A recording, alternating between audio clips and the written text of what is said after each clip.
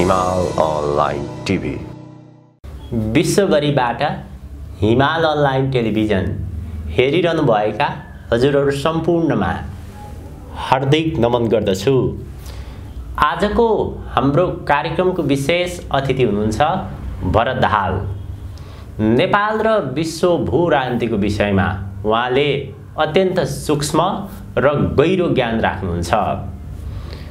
देश व्यवस्था र राजनीतिप्रति उहाँको प्रष्ट लाइन छ। अबको परिवर्तित राजनीतिको नेतृत्वमा उहाँलाई सबैभन्दा बलियो र भरपर्दो पात्रको रूपमा पनि हेरिएको छ। आज म उहाँसँग विशेष गरी नेपालको पछिल्लो विकसित राजनीतिक घटनाक्रम, अबको प्रस्थान बिन्दु र अन्तर्राष्ट्रिय शक्तिहरूको चासो र संलग्नताको विषयमा विशेष कुराकानी गर्दैछु। दाजु स्वागत छ हजुरलाई। हजुर धन्यवाद। नेपालको राजनीतिमा अहिले सबभन्दा बढी चर्चा उद्योगपति विनोद चौधरी र बाँसबारी छाला उद्योग कारखाना। अहिले जसरी एकपछि अर्को यो भ्रष्टाचारका फाइलहरू बाहिर आइरहेका छन्, विनोद चौधरीको विवाद र पुष्पकमल दाहालको सरकारले यो फाइल बाहिर ल्याउनुको भित्री कारण कस्तो देखिन्छ? एउटा यी गतिविधिहरूलाई म कसरी बुझ्छु भन्छ भने, जस्तो घटनाहरू सबैले घटाएका हुन्छन्, अपराध गरेका हुन्छन्, सबै घटनाहरूलाई सबैले दबाएर पनि राखेका हुन्छन्, तर चाहिँ अहिले सिलसिलाबद्ध रूपमा केही घटनाहरू बाहिर आइरहेका छन्। यो चाहिँ गएको 1 वर्ष यता, जस्तो बालुवाटार भयो, ललिता निवास भयो, त्यसपछि चाहिँ सुनकाण्ड भयो, जलहरी काण्ड भयो, अथवा एनसेल काण्ड भयो, अहिले चाहिँ तपाईँको यो चौधरी ग्रुपको सब आइरहेछन्। यसमा हामीले दुईवटा चिजमा ध्यान दिनुपर्छ। जस्तो तपाईँले उठाइरहेको कुरा भर्खरै समाचार आएको छ, सर्वोच्च अदालतले अब गिरफ्तार व्यक्तिलाई छोड्ने आदेश दिएको छ। मैले बारम्बार के भन्ने गर्छु भन्छ भने, राज्य प्रणालीभित्र जति पनि निकाय छन्, ती निकायहरू कसैले कसैको चाहिँ तपाईँको निर्देशन मान्दैनन्, कसैले कसैको चाहिँ तपाईँको आदेश मान्दैनन्, कोही कसैप्रति सहयोगी छैनन्। र एउटै निकायभित्र पनि विभिन्न थरीका ग्याङ छन्। जस्तो अदालतमा चाहिँ विभिन्न ग्याङहरू छन्, दलहरूभित्र विभिन्न ग्याङहरू छन्, कर्मचारी तन्त्रभित्र विभिन्न ग्याङहरू छन्, पुलिसभित्र तपाईँको त्यस्तै छ। किन विदेशीले त्यो एउटा अराजकताको स्थिति सिर्जना गरिदिएको छ, सबैका पछाडि विदेशी ब्याकिङ छ, त्यसले गर्दाखेरि कसैले कसैलाई टेर्दैन हैन। जस्तो अहिले चौधरी ग्रुपका जो मानिसहरू चाहिँ तपाईँको गिरफ्तारीमा परेका थिए, त्यो एउटा ठुलो जघन्य अपराध हो, तर त्यो न्यायाधीशले त्यो हेरेन हैन। उसले पैसा हेर्छ, न्यायाधीशले आफूले पाउने पैसा हेर्यो हैन। त्यो अपराध कुन स्तरको हो भन्ने उसलाई मतलब भएन, उसले रिहाईको आदेश दियो। त्यसकारणले एउटा पाटो। अर्को यसको हामीले बुझ्ने पाटो के हुन्छ भने, घटनाहरू जति पनि चाहिँ तपाईँको बाहिर आउँछन् कुनै पनि टुङ्गोमा पुग्दैनन् हैन। जस्तो ललिता निवासमा त्यही दिएको, माधव नेपाल र बाबुरामलाई चाहिँ तपाईँको चोख्याइयो, अलग राख्यो। अब भुटानी काण्डमा त्यही भयो हैन। छानबिन गर्दा गर्दै यही पुष्पकमलको सरकारले पुलिसहरू सरुवा गरिदियो हैन, छानबिन अवरुद्ध पारिदियो। अब त्यसलाई चाहिँ त्यतिकै तुहाए। सुनको कुरा त्यस्तै भयो, जलहरीको कुरा त्यस्तै भयो, एनसेलको कुरा त्यस्तै भयो। र मलाई के लाग्छ भन्छ भने, यो घटना पनि भित्र पर्दाभित्रको कुनै एउटा राजनीतिक खेलबाट आएको घटना हो भने चाहिँ तपाईँको मलाई लाग्छ। किन भन्छ भने, यस्ता अपराधहरू गर्नेहरूले गरिरहेका छन् भन्ने कुरो यिनीहरूलाई आज होइन, दशकौँदेखि थाहा छ, वर्षौँदेखि यिनलाई थाहा छ। तर त्यो चाहिँ यिनलाई सञ्चालन गर्ने जो अवाञ्छित शक्ति हो, त्यसको निम्ति कुन घटना कतिखेर आवश्यक हुन्छ त्यो बेला मात्रै बाहिर ल्याइन्छ। नेपालमा हुने त्यति हो। त्यसकारणले यो कुनै टुङ्गोमा पुग्छ मलाई त्यस्तो लाग्दैन हैन। सानोतिनो चाहिँ कारबाही गरे जस्तो गरेर, जस्तो पहिले घटनाहरू जे भइरहेछन्, हामीले जे देखिरहेछौँ, अब यो पनि कुनै टुङ्गोमा पुग्ने जस्तो लाग्दैन। तर यसका पछाडिको खेल के हो हैन, त्यो चाहिँ राम्रोसँग बुझ्न चाहिँ एकदमै जरुरी छ र विभिन्न कोणबाट अनुमानहरू भइरहेका छन्। यसमा एउटा मेरो भनाइ मात्र के छ भन्छ भने, जस्तो अहिले चौधरी ग्रुपको तपाईँको कुरो आएको छ, यो एउटा ठुलो डकैत समूह हो। यो चौधरी ग्रुप भनेको एउटा ठुलो डकैत समूह हो, लुटेरा समूह हो। यसले चाहिँ वीरेन्द्रको परिवारको अर्बौं सम्पत्ति खाएका कुराहरू सारा सार्वजनिक भइरहेका छन् धेरै पहिलेदेखि र अहिले भर्खरै पनि मिडियामा केही व्यक्तिहरूको भनाइअनुसार पुष्पकमलका पुत्र प्रकाश दाहालको करोडौं रुपियाँ पनि यसले खाइदियो भन्ने खालका कुराहरू आइरहेका छन्। माने यसले के देखाउँछ भन्छ भने चाहे पुष्पकमल हुन् वा चौधरी ग्रुप यिनको बीचमा भित्र लेनदेन पनि छ हैन, एकले अर्कालाई चाहिँ अपराध गर्न सहयोग पनि गरिरहेका छन्। जस्तो चौधरी ग्रुपभित्र यदि त्यो कुरो साँचो हो भने त माओवादी पंक्ति पुष्पकमलको परिवारले चौधरी ग्रुपभित्र लगानी गरिरहेको छ पहिलेदेखि, बाहिर आएको समाचारले त्यही भन्छ। अब यदि त्यो सत्य हो भने यो चाहिँ तपाईको गिरफ्तारीलाई राम्रो नियतले अथवा चाहिँ भन्नुस् न एउटा अपराध गर्नेहरूलाई दण्डित गर्नुपर्छ भन्ने मानसिकताले गरिएको गिरफ्तारी हो भन्ने विश्वास गर्ने ठाउँ केही पनि छैन। मैले त्यस्तो केही पनि देख्दिनँ। तर यसलाई चाहिँ विरोध चाहिँ गर्न हुँदैन। किन हुन्छ भने मेरो आफ्नो बुझाइ के छ भन्छ भने यो मात्रै हैन, मैले यसमा बैंकिङ सङ्कट जो नेपालमा जुन हालत छ नेपालीहरूको, म त्यसलाई पनि जोड्न चाहन्छु।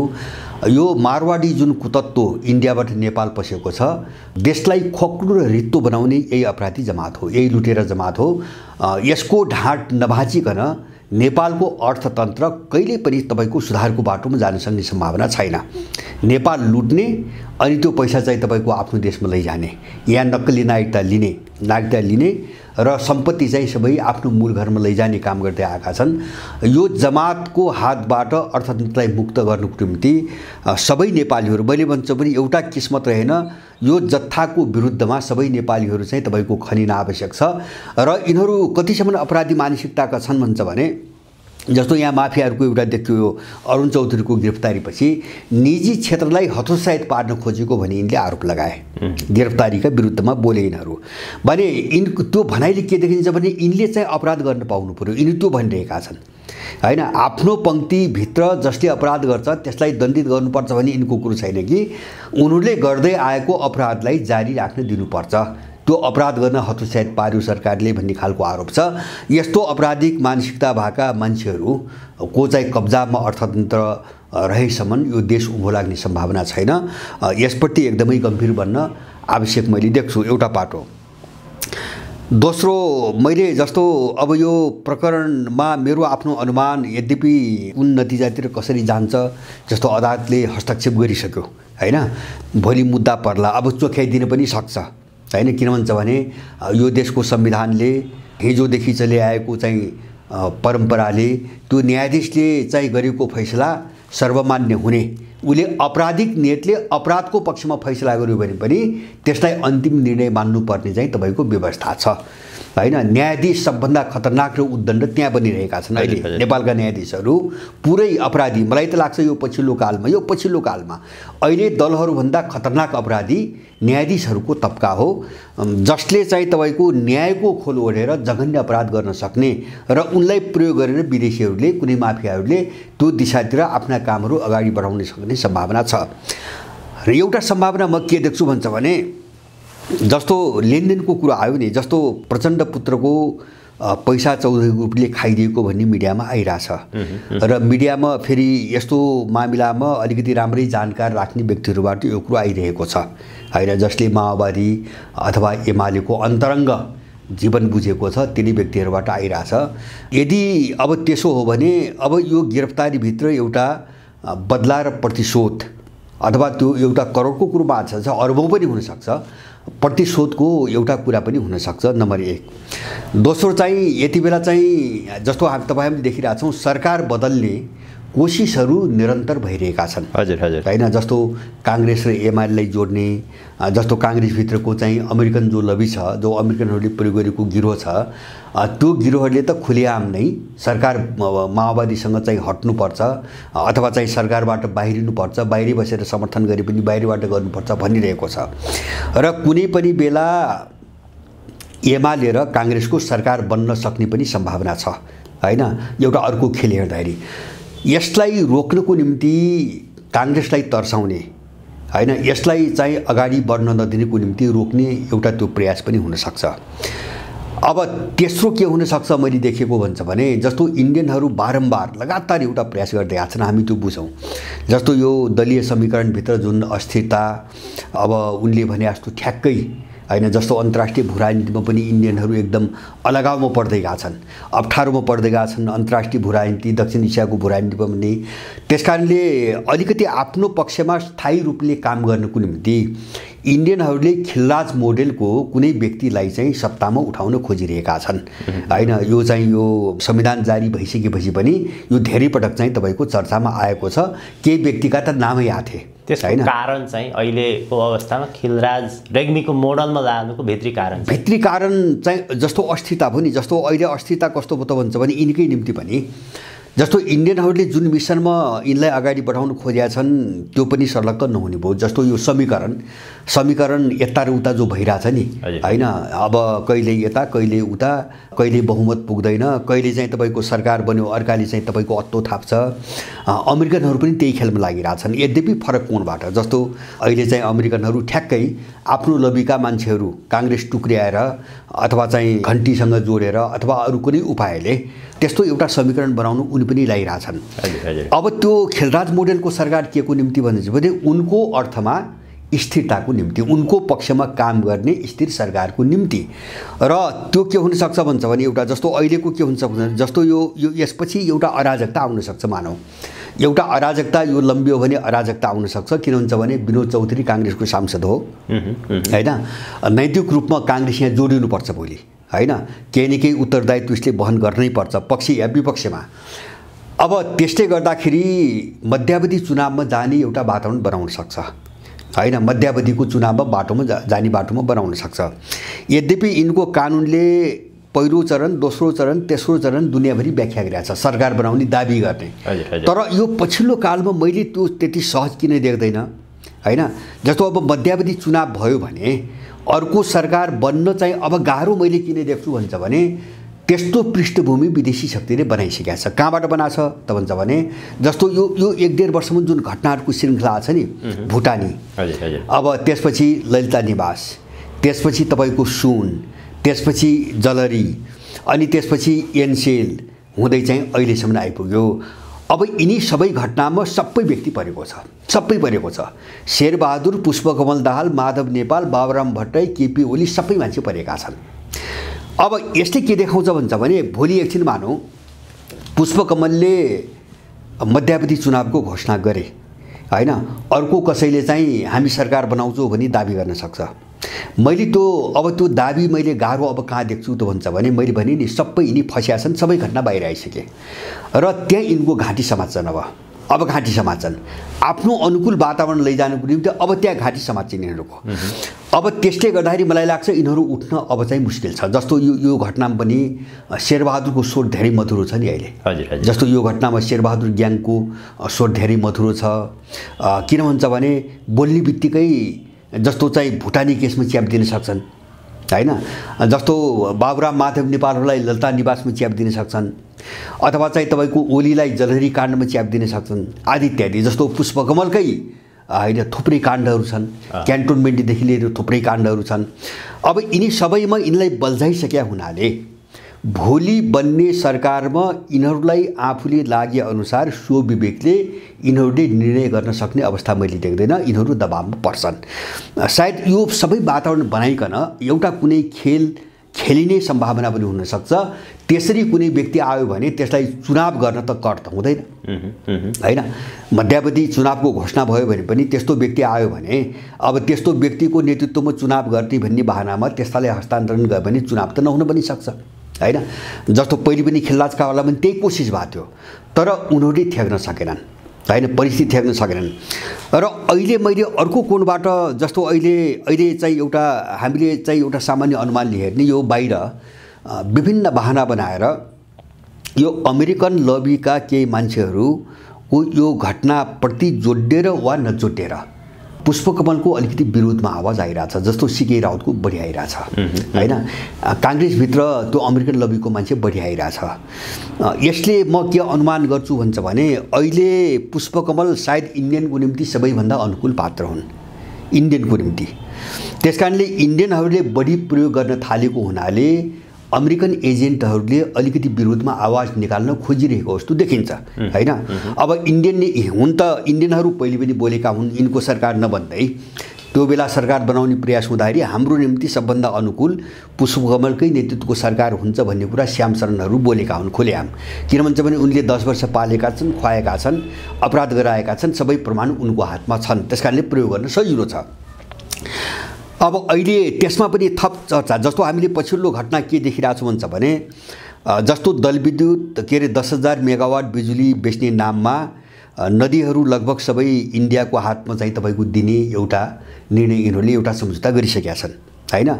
त्यो 10,000 बिजुलीको प्रलोभन देखाएर, हास्यास्पद प्रलोभन देखाएर अहिले त्यो पानी कब्जा गर्ने रणनीति मात्रै हो त्यो हैन। 10,000 मेगावाट पुर्याउनु त इन्डियालाई पानी दिनु पर्यो। अब त्यसपछि जस्तो एयरपोर्ट बेच्दैछन् भन्ने कुरो आइरहेछ र सत्य पनि हो। जस्तो इन्डियनहरू जस्तो एयरपोर्टमा बसेर सबैको सुराकी गर्ने, सूचनाहरू सङ्कलन गर्नेदेखि लिएर सुरक्षा संयन्त्र, नेपालको सुरक्षा संयन्त्र सबै कब्जा गर्ने दाउमा छन्। त्यसको निम्ति उनीहरूले एयरपोर्टहरू ठेक्का लिने, अडानी समूहलाई ठेक्कामा दिने नाममा आइरहेछन्। त्यस्तै गरेर जो उद्योग धन्दाहरू छन् त्यो टाटा समूहलाई दिने भन्ने कुरो आइरहेछ। त इन्डियाले जो यसरी धमाधम काम गरिरहेछ नि, त्यो कोणबाट हेर्ने हो भने इन्डियाको निम्ति अहिले सबैभन्दा अनुकूल पुष्पकमल सरकार हो र त्यो आडमा पुष्पकमल दाहालले कुनै पनि कदम चाल्न सक्छन्। इन्डियन आडमा कुनै पनि कदम चाल्न सक्छन् नम्बर 1। र त्यो कदमका विरुद्ध काङ्ग्रेस एमाले भित्रबाट आवाज त्यति प्रखर रूपमा आउने सम्भावना मैले किन देख्दैन त भन्छ भने मैले भने चाहिँ यिनी पहिलेदेखिका विभिन्न घटनाहरूको कारणले यिनीहरू कहीँ पनि फसाइने खतरा छ। जस्तो यही घटनापछि पनि कहीँ पनि हालिदिने, किन अपराध सबैले गरिसकेपछि कसैले कसैलाई कहीँनिर फसाइदिन सक्छ योजनामा। यो सबै चाहिँ डिजाइन अन्तर्गत चाहिँ यिनी घटनाहरू घटिरहेका छन्। मैले सारमा बुझेको म दोहोऱ्याउँछु, यिनी निष्कर्षमा जाँदैनन्। एउटा कुरा यिनीहरू कुनै टुङ्गो र निष्कर्षमा जाँदैनन्। र दोस्रो कुरा चाहिँ विदेशी शक्तिले राज्यका विभिन्न निकायलाई एउटालाई एउटा काम गर्न लगाउँछ, अर्कालाई चाहिँ तपाईँको ब्रेक गर्न लगाउँछ। ब्रेक गर्न लगाएको गराउने, अराजकता फैलाउने र एउटा मनोविज्ञान चाहिँ कमजोर बनाउँदै जाने। नेपालीको मनोविज्ञान कहाँ कमजोर बनाउँदै जाने हुन्छ भने यसलाई सामान्यीकरण गर्ने यस्तै हो हैन। यो प्रजातन्त्र लोकतन्त्र भने यस्तै हो, यो सब चल्छ र अब यसको विरोध गरेर चाहिँ खासै अर्थ छैन भनेर उसको चाहिँ प्रतिरोधको क्षमता कमजोर बनाउँदै जाने, डिमोरलाइज गर्दै जाने, यो सबै खेल अन्तर्गत यिनी घटनाहरू घटिरहेको मेरो आफ्नो अनुमान छ। सरकार परिवर्तन, नयाँ समीकरणको जो यहाँले उल्लेख गर्नुभयो, अब कतिपय सञ्चार माध्यममा सूचना राख्ने मानिसहरूले अथवा राजनीतिलाई सूक्ष्म ढङ्गले हेर्ने मानिसहरूले नयाँ प्रधानमन्त्रीको रूपमा, नयाँ समीकरणको रूपमा डाक्टर शेखर कोइरालाको नाम पनि अगाडि आइरहेको छ। त्यस्तो सम्भावना देखिन्छ। अहिले कांग्रेस फेरि दुई चिरा हुने भन्ने कुरा पनि आइराखेको छ। तत्कालै त्यस्तो प्रकारको समीकरण सम्भव देखिन्छ। अब उनीहरू जस्तो 2, 3, 4, 5 वटा विकल्पमा खेल्छन् हैन। जस्तो एउटै कुरामा आधारित रहेर जाँदाखेरि त्यो असफल भयो भने सिङ्गो रणनीति असफल हुन्छ। त्यसकारणले यो भएन भने के गर्ने भन्ने हुन्छ उनीहरूको। मैले भने नि सम्भावना धेरै हुने भए हैन। उनको मूल सार के हो भन्छ भने यथास्थितिलाई जोगाउने हैन, उनले प्रयोग गरेको अपराधी जत्थालाई जोगाउने र चाहिँ एउटा बाटो भएन भने त्यसको ठाउँमा अर्को पात्र सार्ने। जस्तो तपाईले भनेको एउटा सम्भावना पनि हुन सक्छ। त्यो कहाँबाट देखिन्छ भन्छ भने पछिल्लो कालमा शेखर कोइराला र शेरबहादुरको बीचको निकटता त्यो सबैले बुझ्ने गरी, थाहा पाउने गरी देखा परिरहेको छ। र अब यो चाहिँ तपाईको सुनकाण्डपछि, सुनकाण्डभन्दा अगाडि नै सङ्केत पाएर धेरै अगाडि नै र विशेष गरेर सुनकाण्डपछि शेरबहादुरको ग्याङ, विशेष गरेर आरजु देउबा पुरै इन्डियन शरणमा लम्पसार परेको कुरा पनि हामी बुझ्छौँ हैन। त्यस्ता गतिविधिहरू पनि नाङ्गो रूपमा देखेका हुन्। त्यसकारणले गर्दाखेरि जस्तो मैले भने नि खिलराज मोडेलको चाहिँ तपाईको एउटा पात्र अगाडि सार्ने एउटा विकल्प भयो र अहिले तत्कालको निम्ति पुष्पकमलबाट अधिकतम रूपमा जतिसम्म काम लिन सकिन्छ त्यति सबै काम सुत्दासम्म यसलाई जारी राख्ने दोस्रो विकल्प भयो। अहिले त उनीहरू त्यही नै छन् इन्डियनहरू हैन। मलाई लाग्छ पश्चिमाहरूलाई पनि त्यति ठुलो आपत्ति यसमा छैन, केही असहमति भए पनि त्यति ठुलो आपत्ति यसमा छैन। र अब यो भएन भने तेस्रो के हुनसक्छ भन्छ भने तपाईँले भने जस्तो काङ्ग्रेसबाट जस्तो अहिले इन्डियनको कोणबाट हेर्ने हो भने अमेरिकन ग्याङलाई रोक्नुको निम्ति उनीहरूले चाहिँ तपाईँको जस्तो अर्को पात्र एउटा काङ्ग्रेसबाटै उठाइदिन सक्छन्। किन भन्छ भने अमेरिकन ग्याङ के गरिरहेछ भन्छ भने पुष्पकमलको सरकारबाट बाहिरिनुपर्छ होइन, बाहिरबाट समर्थन दिने वा सम्भव भयो भने अर्को समीकरण बनाउने। अब त्यसलाई के गरी रोक्ने त? जस्तो इन्डियनहरूको यो समस्या हुनसक्छ, त्यसलाई के गरी रोक्ने त भन्दाखेरि काङ्ग्रेसभित्रैबाट चाहिँ तपाईँको उम्मेदवार अगाडि बढाइदिइसकेपछि त काङ्ग्रेसभित्रको अमेरिकन ग्याङको मुख बन्द हुन्छ, किन तिनकै पार्टीबाट क्यान्डिडेट हुन्छ। त्यो खेल इन्डियनहरूले खेल्न सक्छन्। किन भन्छ भने शेखर कोइराला परिवार पनि विगत केही वर्ष यता उपाय नलागिकन तपाईँको इन्डियनहरूको शरणमा छ। अहिले इन्डियनको आडमा चाहिँ राजनीति गर्न काङ्ग्रेसभित्र खोजिरहेको छ र भुटानी काण्डपछि शेरबहादुरको ग्याङ पनि इन्डियनको शरणमा छ। र यो दुईटालाई जोडिकन आफ्नो काम उनले जो योजना बनाएको छन् इन्डियनहरूले त्यसलाई बिचमा ब्रेक हुन नदिने खालको एउटा योजना त्यो पनि हुनसक्छ। मैले त्यो अप्सन तपाईँले जो उठाउनु भयो, अब उनले अरू जो योभन्दा उत्तम सोचिरहेका हुन्छन् नि त्यो बाटोमा जान सकेन भने उनको एउटा यो विकल्प पनि हुनसक्छ। यसमा खास गरी चाइनिजहरूको चाहिँ कस्तो देखिन्छ? यो पछिल्लो घटनाक्रमहरू हेर्ने हो भने चीनको सक्रियता पनि निकै रहेको देखिन्छ। पार्टी कार्यालयमा गएर नै उनीहरूले भेटघाट पनि गरे केही समय अगाडि। चीनको नेपालप्रतिको अहिलेको भूमिका सक्रियता चाहिँ के देखिन्छ, कस्तो देखिन्छ? यही व्यवस्थालाई उनीहरू कन्टिन्यू गर्न चाहन्छन् कि अथवा भित्री चाहिँ उसको कस्तो छ? यस्तो छ, अब चिनियाहरूको जस्तो औपचारिक अफिसियल भाषामा त उनीहरू कुनै पनि व्यवस्था समर्थन विरोध कहिले पनि देखिँदैनन् र यो व्यवस्थाको विरुद्धमा पनि उनीहरू छैनन्। तर भित्र मैले कस्तो बुझ्छु भन्छ भने उनले जे अनुभव गरिरहेका छन्, उनले जे भोगिरहेका छन्, जुन अवरोधको सामना गरिरहेका छन्, यो सबै चिज हेर्दाखेरि यो व्यवस्थाको पक्षमा उनीहरू छन् भन्ने चाहिँ मलाई लाग्दैन पहिलो कुरो।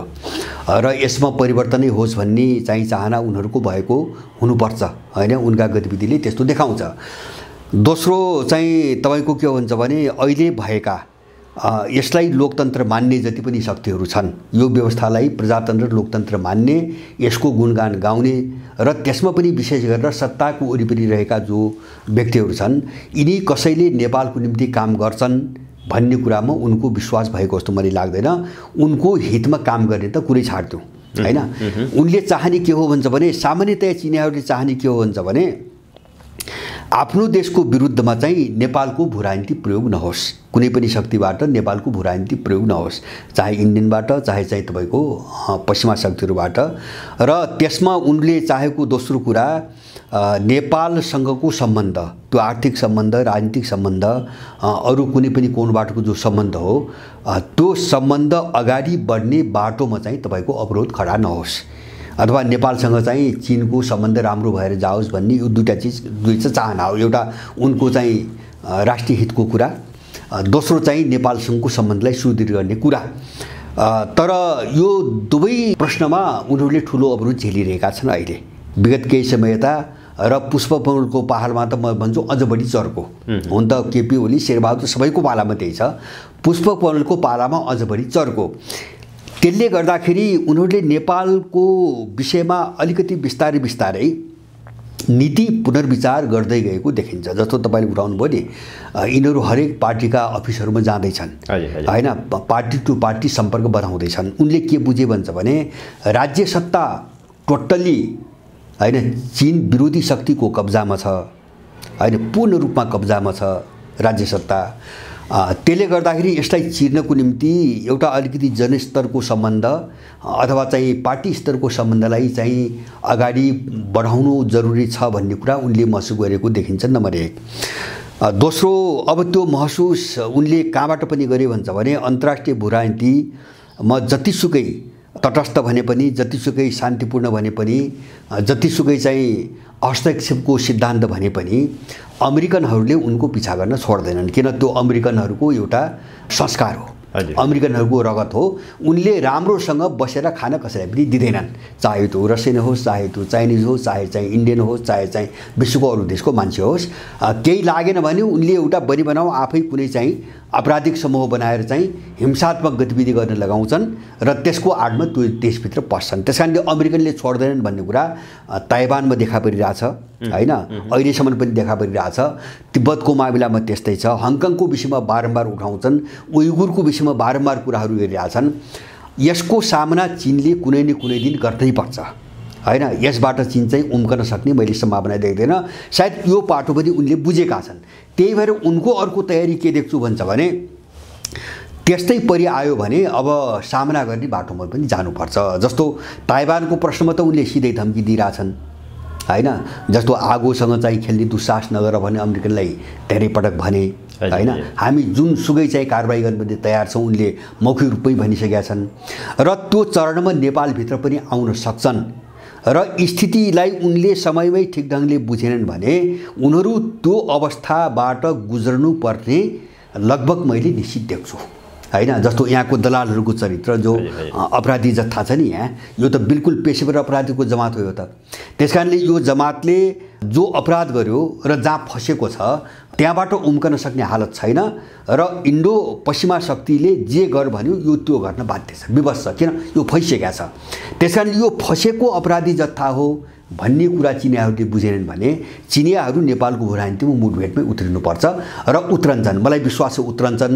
त्यसको सङ्केत मैले 2 वर्ष अगाडि नै पाएको। जस्तो मैले यहाँसँग पनि भनेको थिएँ, उनीहरूले 2022 को जुन महिनामा चिनियाहरूले एउटा कानुन पारित गरेका छन्। त्यो कानुन के हो भन्छ भने चीनको विरुद्ध, चीनको सार्वभौम सत्ता, अखण्डता र चीनको राष्ट्रिय हितका विरुद्ध विश्वको कुनै अर्को देशमा त्यस्तो गतिविधि भयो भने त्यहाँ चाहिँ चीनले सैन्य अपरेसन गर्न सक्ने भनेर उनले कानुन बनाइसकेका छन् होइन। त्यो आफ्नो वरिपरिका छिमेकी देशहरूलाई लक्षित गरिकनै हो होइन। त्यो सजिलै बुझ्न सकिन्छ। जस्तो ताइवान भयो, नेपाल भयो, अथवा चाहिँ उइगुरको नाममा कहीँबाट खेल्लान्, त्यहाँ चाहिँ तपाईँको हात हाल्ने भनेर उनले कानुन बनाइसकेका छन् र अब यही रणनीति अन्तर्गत उनीहरू बिस्तारै त्यो सम्पर्क बढाइरहेका छन् र नेपालको अहिलेको उसबाट जानकार छैनन् भन्ने चाहिँ मलाई लाग्दैन र यिनीहरू कसैप्रति चाहिँ चिनियाहरूको विश्वास भएको पनि मलाई लाग्दैन। यो कुराको सङ्केत अस्ति प्रष्ट रूपमा के आइरहेछ त्यो एक खालको चेतावनी हो। म त भन्छु बुझ्ने मान्छेलाई त्यो चेतावनी हो। अस्ति चिनिया कम्युनिस्ट पार्टीको एकजना नेता आए, चिनिया राजदूत पनि उपस्थित भए, अस्ति एउटा कार्यक्रममा बोले होइन। संसारमा सबै देशमा भएका हाम्रा लगानीहरू समयमै सम्पन्न हुन्छन्, नेपालमा किन हुँदैनन् उनले प्रश्न गरे होइन। त्यसको अर्थ के हो भन्छ भने नेपालले जति पनि चिनिया लगानी छन् र चीनसँग भएका द्विपक्षीय सम्झौता छन्, नेपालका शासकहरूले त्यसलाई अवरुद्ध पारिरहेका छन्, अगाडि बढ्न दिइरहेका छैनन् भनेर उनी प्रष्ट रूपमा बोलिरहेका छन्। यतिसम्म उनीहरू आएका छन् भनेपछि चिनियाहरू यो परिस्थितिपछि निर्भीक रूपमा बस्छन् मलाई त्यस्तो लाग्दैन। तर उनको प्रतिक्रिया अलिकति मौन भाषामा आउँछ र आयो भने त्यो चाहिँ तपाईँको मलाई लाग्छ त्यो निर्णायक ढङ्गले आउँछ।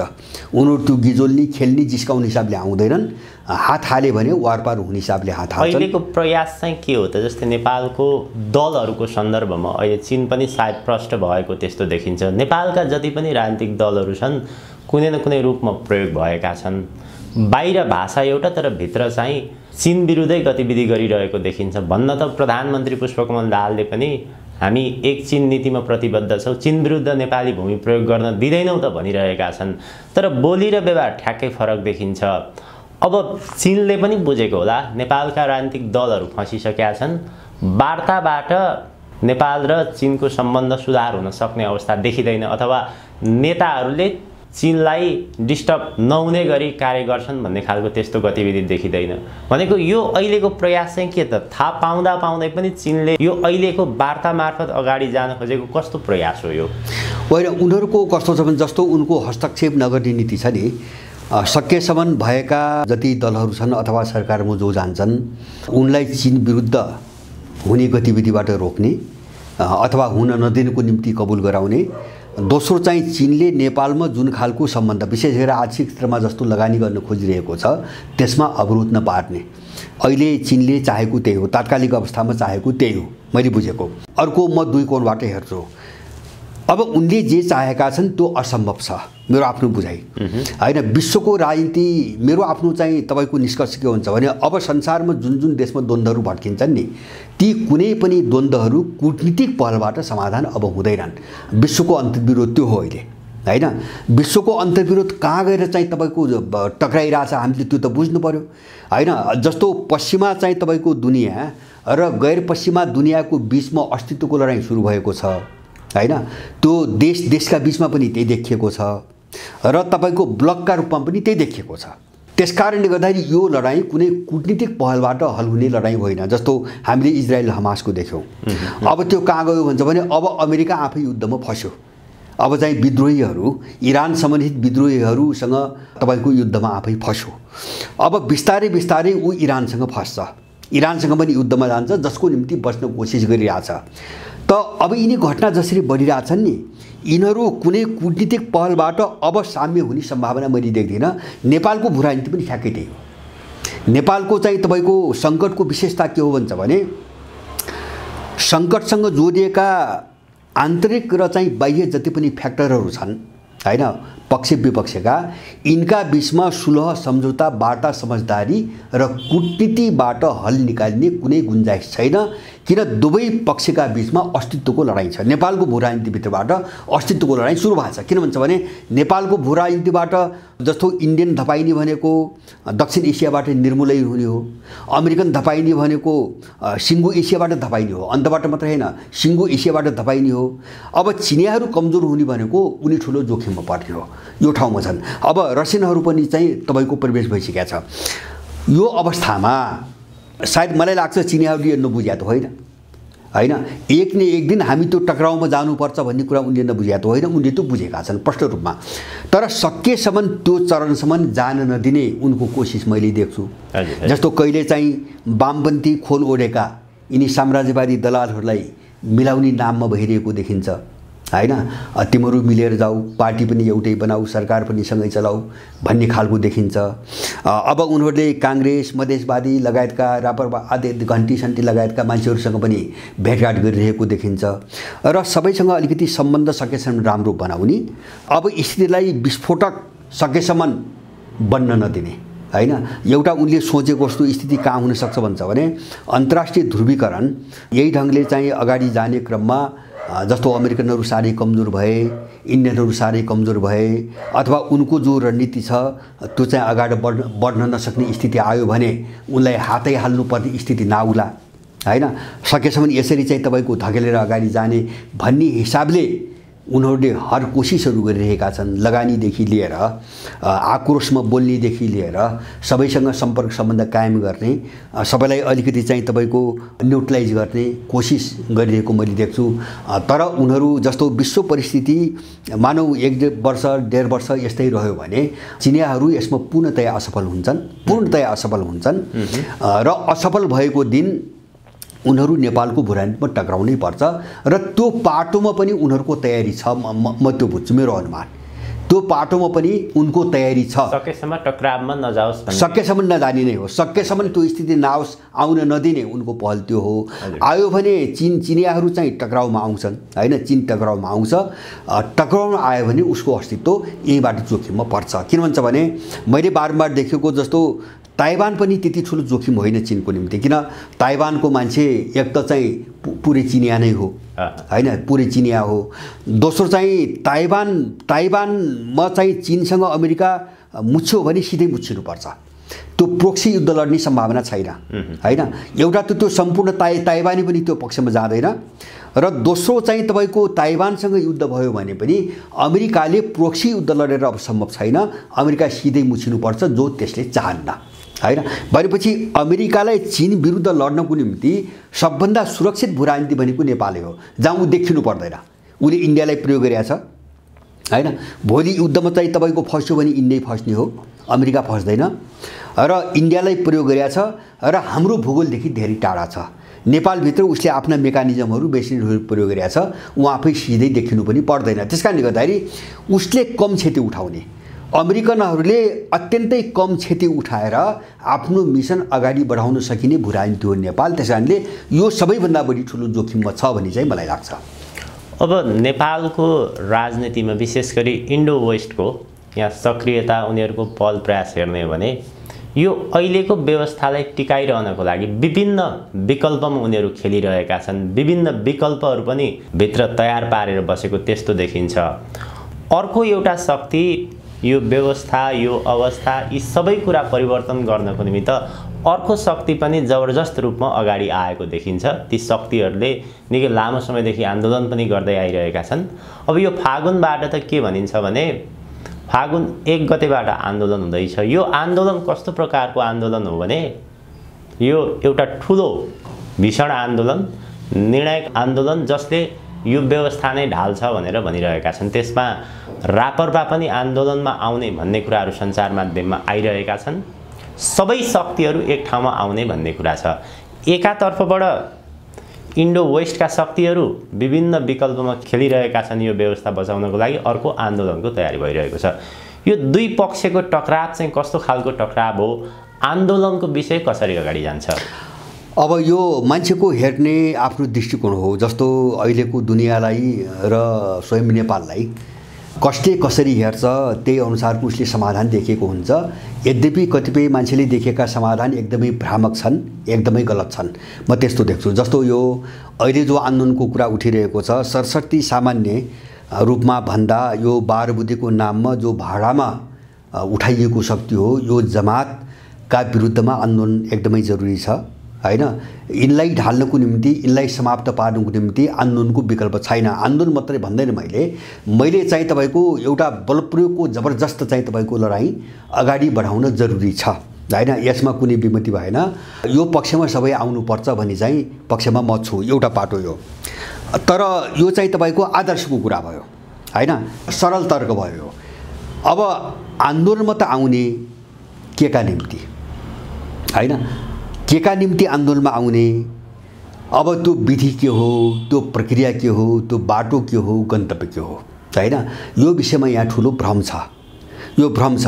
यो भ्रमको कारणले दृष्टिकोण र गन्तव्य स्पष्ट नपारिकन जति पनि भावनात्मक हिसाबले कुरा आउँछन् अथवा चाहिँ कतिपय मान्छेहरू स्वार्थकै कारणले पनि आइरहेछन्। जस्तो मौका नपाएका, खान नपाएका, राइदाइ गर्न नपाएका मान्छेहरू पनि यसभित्र पर्छन्। तर त्यो उनको मनोकामनाले मात्रै चाहिँ तपाईको यो परिवर्तन हुन्न, आन्दोलन चाहिँ तपाईको हुँदैन। जस्तो मैले दुईटा कुराहरू विशेष गरी राख्न चाहन्छु, किनभने हामीले केही कुरा गर्दाखेरि कमसेकम पनि हामी समकालीन विश्वलाई, हैन, अहिले हामीले जे अनुभव गरिरहेका छौँ त्यसलाई हेर्नु पर्यो, हैन? मैले बारम्बार भनेको कुरा के हुन्छ भने पहिले चाहिँ नेपालको भूराजनीति हेरौँ। नेपालको भूराजनीति के हो, नेपाल भूराजनीतिभित्रको अन्तर्विरोध के हो, हैन? यो अन्तर्विरोध पहिले हेरौँ। यो अन्तर्विरोध के हो भन्छ भने जो सत्ता छ यो नेपालको अस्तित्व समाप्त पार्ने मिसनमा स्थापित गरिएको सत्ता हो र यसले नेपालको जीवन प्रणालीको कुनै पनि अङ्ग बाँकी राखेन। यसले अर्थतन्त्र बाँकी राखेन, यसले नागरिकता बाँकी राखेन, यसले चाहिँ तपाईको के अरे शान्ति सुरक्षा, मान्छेको अमन चयन, रोजगारी सारा चिज स्वाहा पार्यो। किन यो यही मिसनमा स्थापित गरिएको हो र जुन शक्तिहरू यससँग जोडिएका छन् जसले यसलाई लोकतन्त्र भन्छन्, यो अपराधी जत्था यही मिसनमा ल्याइएको हुनाले यसले सदैव गर्ने त्यही हो। त्यसकारण मेरो एउटा भनाइ, यससँग जोडिएको पहिलो भनाइ के हुन्छ भने यससँग चाहिँ वारपारको बाटो के, हैन? संवाद हो, सहमति हो, वार्ता हो। यदि यो हो भने कसैलाई लाग्छ भने त्यो अर्को अपराध हो। मैले त्यो हुन्छ त्यो अर्को अपराध हो। किन देशको अस्तित्वमाथि चुनौती दिन अगाडि बढाइएको शक्तिसँग को हिसाब किताब लडाइँबाट हुन्छ, वार्ताबाट हुँदैन, हैन? माने वार्ता र सम्झौता के हो भन्छ भने उनलाई पनि ठाउँ दिने भने हो। उनलाई पनि ठाउँ दिने हो। जब यो अपराधी जत्थालाई कसैले ठाउँ दिने कुरा सोच्छ भने त्यो अर्को अपराधी हो। त्यसकारणले बाटो पनि क्लियर गर्नु पर्यो, हैन? बाटो के बाटो हो, हैन? एउटा। दोस्रो गन्तव्य के हो, जानी कहाँ हो। म अब यो जानी कहाँ हो भन्ने कुरालाई हेर्नको निम्ति मैले विश्व भूराजनीतिमा लैजान्छु। जस्तो अहिलेको विश्वको प्रवृत्ति तपाईँको हुन्छ भने मैले पश्चिमा जगतको विरोध गर्ने शक्तिको कुरा मैले अहिले गर्दिनँ। जस्तो रुसको, चिनको, अफ्रिकाको आदि मैले त्यो कुरा गर्दैन। मैले अमेरिकाको, युरोपको कुरा गर्छु। अहिले अमेरिकन र युरोपियनहरूमा सबभन्दा ठुलो आतंक के छ भन्छ भने यो प्रजातन्त्रको जुन मोडेल यिनीहरूले विकास गरे नि, हैन? अब यो चाहिँ स्वाहा हुन थाल्यो, यो चाहिँ ढल्न थाल्यो भन्ने चाहिँ ठुलो त्रास छ। हजुर हजुर। र यसलाई यो प्रजातन्त्र मोडेल उनले विकास गरेको मोडेल, म त्यो प्रजातन्त्र भन्ने शब्दको व्याख्यामा गएको छैन, मैले यसको मोडेलमा गइरहेको छु। जुन मोडेल उनले तयार पारेर विश्वभरि थोपरे यो चाहिँ अन्तिम विनाशको अन्तिम चाहिँ तपाईँको चरणबाट गुज्रिरहेछ र यसलाई जोगाउनुको निम्ति जे पनि गर्नुपर्छ भनेर उनीहरू आँटिरहेछन्। जस्तो तपाईँको हिजो मात्रै समाचार आइरहेछ, ट्रम्पलाई चाहिँ वर्षौँ जेल हाल्ने निर्णय हुन सक्ने सम्भावना छ। त्यो डेमोक्रेटको एउटा महाधिवक्ताले चाहिँ तपाईँको बोलेको कुरो बाहिर आइरहेछ। उनीहरू चाहिँ जस्तो अहिलेको जो सत्तामा अमेरिकन छ नि, यसले आफ्नो अस्तित्व जोगाउनुको निम्ति ट्रम्पलाई वर्षौँसम्म जेलमा सडाइदिने सक्यो भने, भ्यायो भने सडाइदिने तयारीमा लागिरहेछ। अमेरिका कुनै पनि बेला विरुद्धमा जाने स्थिति आइसक्यो र त्यो जान्छ, त्यो रोक्न सक्ने सम्भावना मैले देख्दिनँ। दोस्रो म युरोपको कुरा गर्छु। जर्मनीबाट एउटा समाचार आछ केही दिन यता, त्यहाँ एएफडी भन्ने एउटा पार्टी छ। त्यो पार्टीले यो डेमोक्रेसी, यो प्रजातन्त्र, नवोदारवाद केही पनि मान्दैन र यही नवोदारवादी सिद्धान्तले जर्मन बर्बाद भयो भन्ने छ हैन। जर्मनको आफ्नोपन पनि गयो, जर्मन अमेरिकाको पिट्ठु पनि पिसलगु दलाल पनि भयो हैन। जर्मनको आफ्नो चाहिँ न चाहिँ डिफेन्स सिस्टम भयो, न आफ्नो अर्थतन्त्र भयो, न आफ्नो सुरक्षा भयो, न आफ्नो पहिचान भयो। त्यसकारणले जर्मन हिजोको जर्मन भन्छन् उनीहरू। अथवा एकछिन कल्पना गरौँ, दोस्रो विश्वयुद्धभन्दा अगाडिको जर्मनी हैन, जो अमेरिकन नेतृत्वभन्दा बाहिर थियो। अब त्यो जर्मनीको पक्षमा औकात गर्ने एएफडीको अहिले प्रभाव दिन 2 गुना रात 4 गुना बढिरहेको छ र अब त्यहाँ सरकारी आँकडाले के भन्छ भने गएको 2023 को अन्तिम 3 महिनामा डिसेम्बरसम्ममा एएफडीको प्रभाव 3 गुणाले बढेको छ र त्यो प्रभाव यसरी बढिरहेपछि त्यसबाट आतंकित भएर नवोदारवादीहरूले त्यसका विरुद्धमा जर्मनीमा भर्खरै प्रदर्शन गरेका छन्। 1.5 लाख मान्छेहरूले प्रदर्शन गरिरहेका छन् र जर्मनीमा त्यो पार्टीमाथि प्रतिबन्ध लगाउनु पनि आवाज उठिरहेको छ। अब यो दुईटा कुरा जोड्छु म। नेपाल आउनुभन्दा अगाडि अमेरिकामा अहिले भएको सत्तासीन वर्गले आफ्नो अस्तित्वको निम्ति ट्रम्पलाई जेलमा सडाउन तयार छ, उसको सामर्थ्यले भ्यायो भने। जर्मनीमा चाहिँ तपाईँको जो उदाउँदो प्रतिपक्षी हो, जसलाई उनले दक्षिणपन्थी भन्छन्, कट्टरपन्थी भन्छन्, त्यसमाथि प्रतिबन्ध लगाउने कुरो उठिरहेछ। यो दुईटा चिजले एउटा चिज सङ्केत गरिरहेछ, हामी यो राम्रोसँग बुझौँ। माने यो प्रजातन्त्र भन्ने जो पाखण्ड थियो नि, यो मोडेल, यो पाखण्डले जनमतको प्रतिनिधित्व गर्दैन हैन। यिनीहरू ननाङ्गिदासम्म चाहिँ जनमत भजाएर खाए, जनताले चुनेको सरकार भने, तर वास्तवमा यो प्रणालीले जनताको मतलाई मान्दैन। यदि जनताको मतलाई मान्थ्यो भने हैन, एएफडीले बहुमत ल्याएर सरकारमा गयो भने त्यो नवोदारवादीको टाउको किन दुख्नु पर्ने? तर दुख्यो। टाउको किन दुख्यो त भन्छ भने त्यसको प्रजातन्त्रले जनमत मान्दैन, त्यो पाखण्ड उदाङ्गो हुन थाल्यो हैन। अमेरिकाको प्रजातन्त्रको पाखण्ड सबै चकनाचुर हुन थाल्यो। संसारभरि यही हकीकत छ। यसले के बताउँछ? प्रजातन्त्रको यो मोडेल नै हाम्रो विनाशको मूल कारण हो। जुन मोडेल यहाँ ल्याए नि, त्यो नै विनाशको मूल कारण हो र यही मोडेलभित्र विकल्प खोज्नेहरू ठुलो भ्रममा छन्। मेरो दोस्रो भनाइ, जसले अहिले आन्दोलनको कुरा गरिरहेछन् नि, कसैले म सुन्छु 47 सालमा फर्किने, बिल्कुल फजुल कुराहरू। या त उनीहरू अन्धकारमा छन्, या त उनीहरू सत्ता लिप्साबाट मात्रै बोलिरहेका छन्। विकल्पको कुरा गर्ने मानिसहरू नेपालमा कसैले पनि कसैलाई निषेधको राजनीति गर्नु हुँदैन र पार्टीलाई अहिलेको विश्वको जो प्रजातन्त्र व्यवस्थाको हजुरले कुराकानी गर्नुभयो, प्रजातन्त्रको विकल्प जान सकिँदैन र नेपालमा खास गरी पार्टीहरूलाई निषेध गरेर जाने भनेको त्यसले अर्को हिंसा जन्माउँछ, अर्को द्वन्द्व जन्माउँछ। त्यसकारणले कङ्ग्रेसभित्र पनि राम्रा मानिसहरू छन्, माओवादीभित्र पनि राम्रा मानिस छन्, एमाले लगायतका अरू दलहरूभित्र पनि राम्रा मानिस छन्। उनीहरूसँग चाहिँ राम्रा मानिसहरूसँग मिलेर राज्य सञ्चालन गर्ने अबको मोडल यसो भन्छन् उनीहरू। अहिले यस्तो हो, जस्तो विभिन्न ठाउँमा रहेका मान्छेहरूको त मैले कुरै गरेको होइन, मान्छेको कुरो बेग्लै कुरा हो। तर मैले भन्न खोजेको के हुन्छ भने लडाइँ अस्तित्वको छ हैन। लडाइँ अस्तित्वको मिलेर जाने हो भने चुनावैमा जाउँ न, किन वितण्डा गरिराख्नु पर्यो हैन। जिन्दाबाद मुर्दाबाद किन गर्नु? तिनैसँग यही मोडेललाई मान्ने हो भने, यही मोडेललाई मान्ने, यिनैसँग मिलेर जाने हो भने चुनावमा जाउनु कुरै सकिएको हैन। भने मैले प्रष्ट भाषामा भन्छु, तिनीहरू अर्को छदमा बेसी अपराधीहरू हुन्। तिनीहरू अर्को चाहिँ रूपमा त्यही शक्तिबाट उठाइएका तपाईँको देशद्रोहीहरू हुन् हैन। योभन्दा ठुलो हिंसा के हुन्छ? के होला? हिंसा भने केलाई हो? 1 करोड मान्छे घरमा बस्न पाएको छैन, विदेश निकालेको छ। योभन्दा ठुलो हिंसा दुनियाँमा कतै हुन्छ?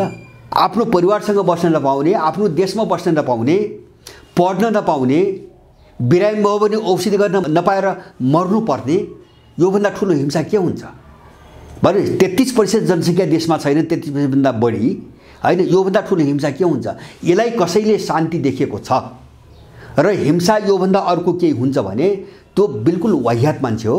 यस्ता मान्छेहरूको भ्रम परे। मैले बारम्बार भन्छु नि, हामी अर्को एउटा दुश्चक्रमा कहाँ नफसौँ भन्छ भने घुमाइ फिराइकन यही व्यवस्थाको बचाउ गर्ने र शासन प्रणालीमा पात्र बदल्ने र त्यसको खोलमा रङ रोकन गर्ने जो षड्यन्त्र हुन्छ, हामी अब जोगिने त्यसैबाट हो। किन 7 सालबाट यसैको शिकार भइरहेछौँ।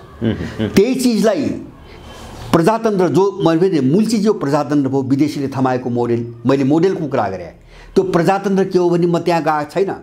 प्रजातन्त्र म भन्छु, यिनीहरूलाई भन्छु जसले यो भनिरहेको छ नि, प्रजातन्त्र भनेको यिनै अपराधीसँग मिलेर काम गर्ने, यिनैसँग चाहिँ मिलेर खाने र 4-4, 5 वर्षसम्म चुनाव लड्ने, अनि कहिले यो ग्याङ गएर चाहिँ लुट्ने, कहिले त्यो ग्याङ गएर चाहिँ मालिक बन्ने प्रक्रिया हो कि प्रजातन्त्र भनेको त्यो देशको मान्छेको सुख, समृद्धि, खुसी र सुरक्षा हो हैन।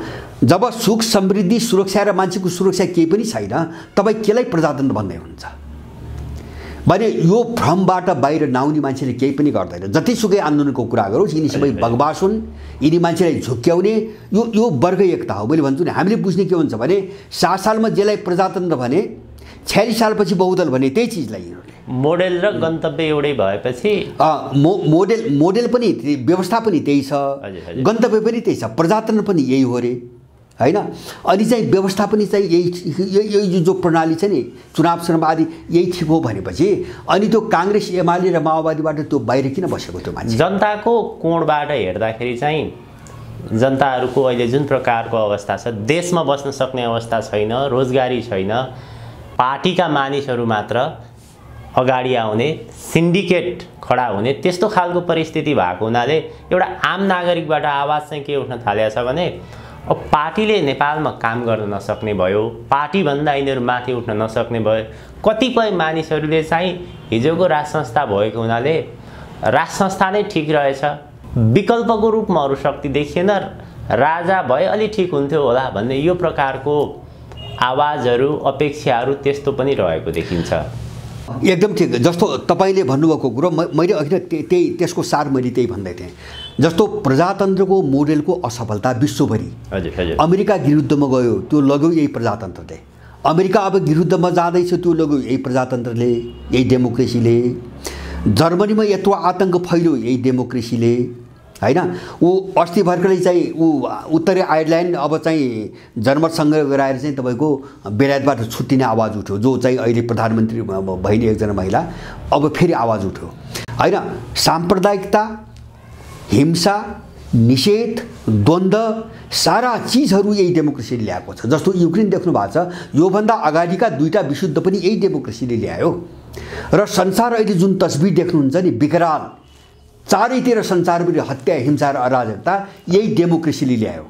त्यसकारणले तपाईँले भनेको कुरोको सान्दर्भिकता कहाँ छ? अहिले म त्यो चाहिँ तपाईँको रूपमा म जान चाहन्न। जस्तो तपाईँले राजा शब्द प्रयोग गर्नुभयो, कसैले सम्राट भन्ला, कसैले के भन्ला, अभिभावक भन्ला, तर प्राकृतिक रूपमा हेर्दा पनि म के देख्छु भन्छ भने अभिभावक नभएको अराजक घर कहिले पनि काम लाग्दैन। दलिता भने यही हो। म नेपालमा मात्रै भनेर संसारमा जो दलिताको मोडेल, यो त 2800 मात्रै भयो। जुन मोडेल तपाईँको आयो नि, संसार तबाह यसैले बनायो, बर्बाद यसैले बनायो। त्यसकारणले यो अराजक बन्दरहरूको जो शासन हो नि, यो शासनले न कसैलाई सुख, समृद्धि र शान्ति दिन्छ, न संसारलाई स्थिर हुन दिन्छ। त्यसकारणले यो मोडालिटीकै अन्त्य जरुरी छ। मैले भन्न खोजेँ त्यो अभिभावक बिना तपाईँको समाज बाँच्न सक्दो रहेनछ भन्ने कुरा त अमेरिकाले पनि पुष्टि गर्दैछ, त्यो जर्मनीले पुष्टि गर्दैछ, त्यो बेलायतले पुष्टि गर्दैछ हैन। एक कालखण्ड यिनीहरू त्यो चाहिँ तपाईँको पाखण्डको एउटा सङ्कटको पराकाष्ठा नआउँदासम्म त चल्यो, त्यो कृत्रिम हुँदाहुँदै पनि चल्यो, किन सङ्कट विस्फोटक भइसकेको थिएन। अब अहिले त्यसले जे जति विकृति ल्यायो त्यो विस्फोट हुन थाल्यो, यो ढल्न थाल्यो। मैले भनेकै त्यही हो, अभिभावक बिना न देश चल्छ। जस्तो तपाईँ अनुमान गर्नुहोस्, घर चल्दैन। घरमा चाहिँ सबैलाई चाहिँ शासक मानेपछि त्यो घर चाहिँ चल्दैन। जो समस्या हामी देखिरहेको छौँ नि, एनजिओको प्रभाव लागेर घर कुन हालतमा पुगे नेपालीहरूका घर हामीले देखिरहेछौँ। अराजकता घरभित्र, होइन, समाजमा अराजकता देखिरहेछौँ, साम्प्रदायिकता छिछि र दूर दूर। देश पनि त्यस्तै हो। अभिभावक बिना, किन प्रकृतिको नियम हो, मैले भने नि एउटा नियो नभइकन केही पनि चिज चल्दैन। हामी यो कोर्सको बहसमा जानु जरुरी छ। अब त्यस कारणले मैले भन्छु, मेरो त निष्कर्ष के भन्छ भने, प्रजातन्त्रको नाममा जुन मोडेल, माने दलहरू सर्वोपरि रहने जुन मोडेल बनाइयो, यो नै सबभन्दा ठुलो चाहिँ घातक चिज हो। यो संसारको विनाशको कारण हो, नेपालको बर्बादीको कारण हो। यसको जरै उखेल्नुपर्छ यहाँबाट र यसलाई सदाको निम्ति विदा गर्नुपर्छ। किन भन्छ भने, बन्दरहरूलाई एउटै जङ्गलमा चाहिँ 10वटा बन्दरहरूलाई चाहिँ तपाईँको राजा बनाएर, मालिक बनाएर त्यो जङ्गलमा अनुशासन कायम हुँदैन। त्यो जङ्गलमा कमजोर मान्छे कहिले पनि बाँच्न सक्दैन। यो मूल बहसतिर नगएर अब यिनैसँग मिल्ने, होइन, यिनैसँग अङ्कमाल गर्ने, होइन, यस्ता चाहिँ तपाईँको पाखे र फोहोरी कुराहरू गर्नेहरू जो छ नि, यिनका आन्दोलनका कुराको भ्रम केही पनि पर्न आवश्यक छैन। हामी एउटा कोर्समा गइसकेका छौँ। संसार, मैले बारम्बार भन्छु, संसारको वैश्विक कोणबाट हेर्ने हो भने पश्चिमा युगको विरुद्धमा एउटा नयाँ युगको उदय हुँदैछ। पुरै फड्को हान्दैछ दुनियाँले। नेपालको कुरा गर्दा सुगौली सन्धिको युगको अन्त्यको निम्ति हामी लडिरहेका छौँ, हामी छटपटाइरहेका छौँ। हामी पनि अर्को नयाँ युगको निम्ति फड्को हान्ने कोसिसमा छौँ। यो लडाइँ शान्तिपूर्ण हुँदैन, यो त्यो दुष्ट शक्तिसँग मेलमिलापबाट हुँदैन। हामीले बुझ्ने त्यही हो, हामी वारपारमा जानै पर्छ। हस्, आजकै हजुरको अत्यन्त महत्त्वपूर्ण समय र विचारको लागि धेरै धेरै आभार प्रकट गर्दछु। हजुर, धन्यवाद।